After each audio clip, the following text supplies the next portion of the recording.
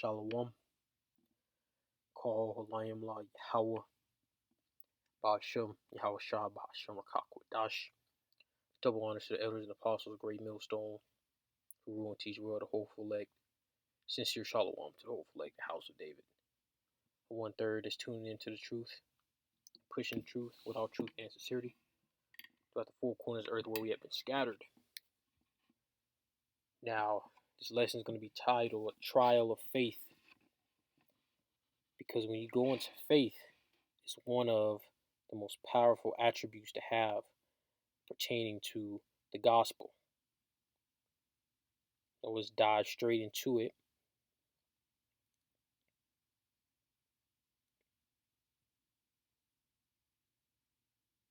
This is Hebrews, the 11th chapter, and verse 6. And it reads, But without faith, it is impossible to please him. Who is that him? The Heavenly Father, Yahweh Shah, man. On down, right? Doesn't just end with the Heavenly Father and Yahweh Shah. It goes into the what? The angels, right? The Akim, the brothers. It trickles down, right? For he that cometh to the Most High must believe that he is. And that's what Yahweh means, man. He is. And that he is a rewarder of them that diligently seek him, right? Now let's get just to prove the point on what I just said about it trickling down. Let's get this right here.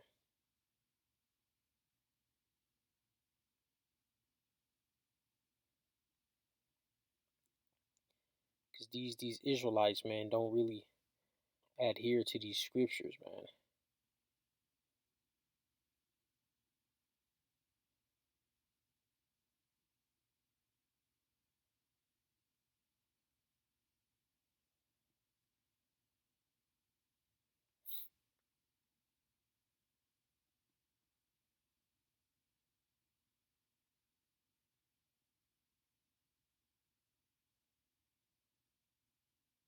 This is 1 John, all right, 4:20.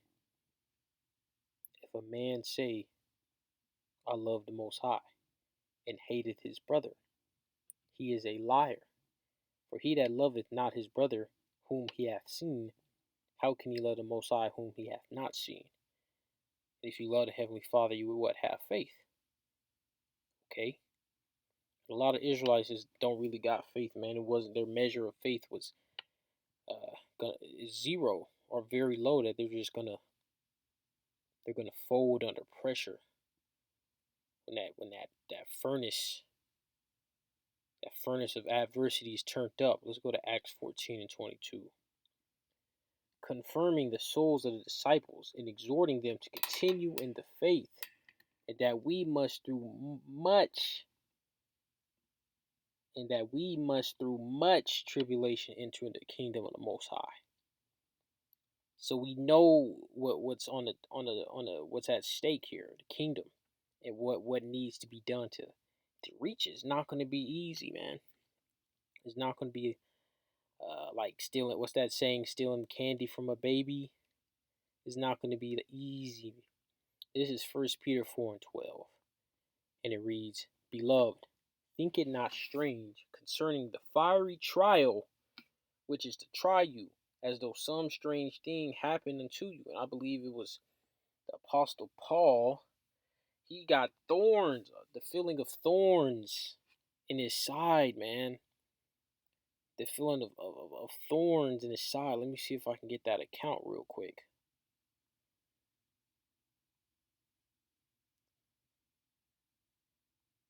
That's a strange thing, right? Especially if you eat healthy, all right? You just suddenly feel sharp pain, like you're getting stabbed on your side.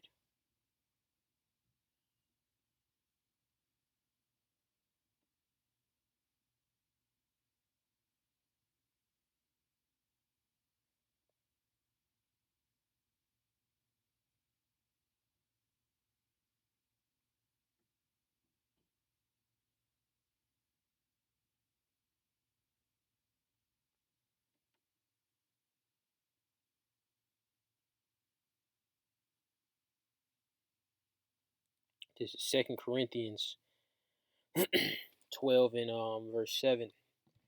And lest I should be exalted above measure through the abundance of the revelations, there was given to me a thorn in the flesh. So Apostle Paul was humbled, man. He was humbled. And of course, having this gospel, you have to remain humble. Okay?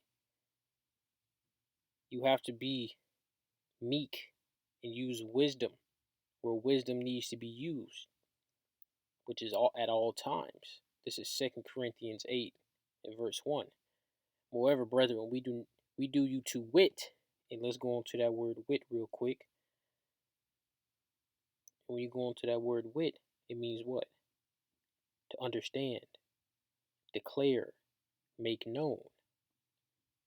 Moreover, brethren, we do you to wit of the grace of the Most High, all right? Wisdom bestowed on the churches of Macedonia. That's in Greek, man. That's a Greek, what is it? Province. How that is a great trial of affliction, the abundance of their joy and their deep poverty abounding to the riches of their liberality, liberality.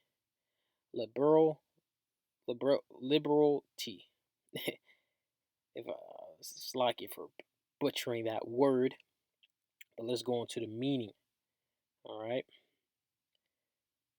and it means singleness, simplicity, sincerity, bountifulness, liberty. All right, simplicity. What's that saying? I see the elder Apostle Gabar say, "Kiss, keep it simple, stupid." All right, because you don't want to make things complicated in your life, man. You know, like our forefather Jacob was a plain man, dwelling in tents. Roughly paraphrasing that. This First Peter 1 and 7. Actually verse 6. Wherein ye greatly rejoice, though now for a season, if need be, ye are in heaviness through manifold temptations, that the trial of your faith, being much more precious than of gold that perisheth, though it be tried with fire, might be found unto praise and honor and glory at the appearance of Hamashiach Yahushai. So guess what? When Yahushai returns, like is written in 2nd Ezra, I believe, 13th chapter, he's going to crown the elect, man. He's going to crown the elect. This is Zechariah 13 and 9. And I will bring the third part through the fire. That's the one that had the faith, man. It will refine them as silver is refined, and I will try them as gold is tried. So it's going to come at a point where your faith, you're going to operate solely on faith. At some point in time, the elect is going to be operating solely on faith. And they're going to weather this storm, whether it be through martyrdom or straight up just conquering or surviving. Right? Let's go to Job 2. Job 2 and 9. Then said his wife unto him, dost thou still retain, which means what? To keep thine integrity? Curse the Most High and die. So the Heavenly Father was testing Job with his own woman to say, give it up. All right, your willpower's too strong. Give it up. See, Job's woman, Satan was influencing Job's woman, man, because women are the weaker vessels. Satan was going through this woman to get to Job, to make him fold, man. And he didn't fold. He endured everything that the Heavenly Father put him through at that time and point. And that's the spirit we gotta be in, man. That's why all this is written for us to see it and understand.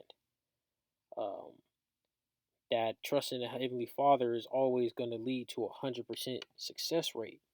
Let's go to Matthew 24 and verse 12. And because iniquity shall abound, the love of many shall wax cold. But he that shall endure, what did Job do? He endured. endure until the end, the same shall be saved. And you can only endure by having faith. Point blank. Period. It's no way around it. Faith is that main piece. That's that main chunk that the elect have. It's faith. Faith, hope, belief, believing. It's all synonyms. They all mean the same thing. This is the book of Ecclesiastes 4:20. Actually, no. I don't think I wanted this. Let's go to Hebrews 10.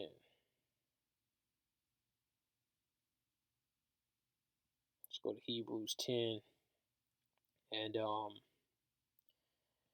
Hebrews 10 in verse 30. And it reads, For we know him that he hath said, Vengeance belongeth unto me, and I will recompense Yahweh. And again, Yahweh shall judge his people. It is a fearful thing to fall into the hands of the living God. But call to remembrance the former days in which all after ye were illuminated, ye endured a great fight of afflictions.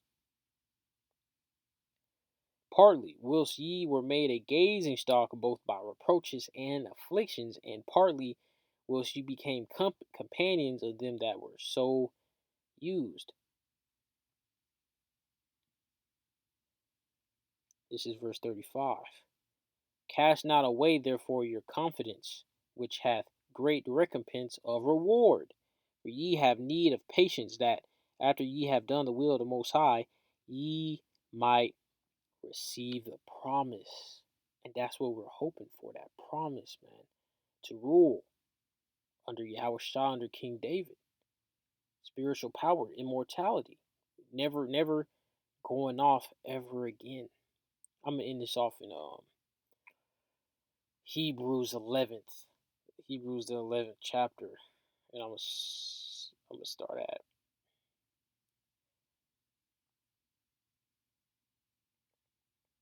I'm gonna start at verse 23. By faith Moses, when he was born, was hid 3 months of his parents. And I'm gonna just read bits and pieces of it all. I'm not gonna read every single word. Verse 24. By faith Moses, when he was come to years, refused to be called the son of Pharaoh's daughter. Verse 27. By faith he forsook Egypt, not fearing the wrath of the king, for he endured as seeing him who is invisible, who Yahweh. Through faith he kept the Passover. Verse 29. By faith they passed through the Red Sea. Verse 30. By faith the walls of Jericho fell down. All right. 31. By faith the harlot Rahab perished not. So that just goes to show you that faith, man, is that main key that we all need.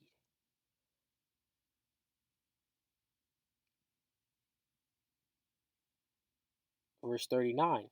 And these all, having obtained a good report through faith, received not the promise, the Most High having provided some better thing for us, that they without us should not be made perfect. So this thing is deeper than that, man. Because you gotta understand that the kingdom, that the second covenant is that promise, man. And we're in them times that whoever endures to that end is going to get that one-way ticket straight to the kingdom as the first fruits.